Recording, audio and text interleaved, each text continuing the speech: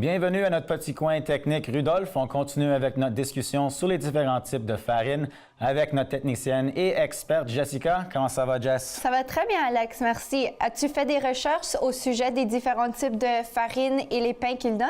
Non, quand je fais mon épicerie, je prends la tout usage et ça suffit. Et tu fais du pain avec ça, des pâtes?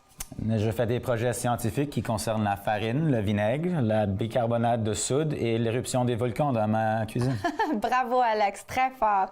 En tout cas, saches-tu qu'il y a plusieurs types de farine? Il y a du farine blanchie, non blanchie, traitée, non traitée et des farines biologiques, pour en nommer quelques-unes. Par contre, elles sont toutes enrichies avec des vitamines, c'est la loi. Et c'est quoi la différence entre toutes ces farines?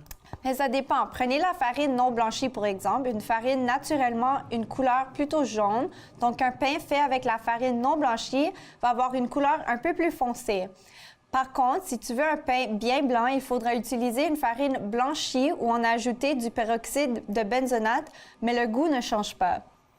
Ah, mais est-ce qu'une farine non traitée peut être une farine non blanchie? Mais oui, une farine non traitée est toujours non blanchie, mais une farine non blanchie peut être traitée. OK. OK.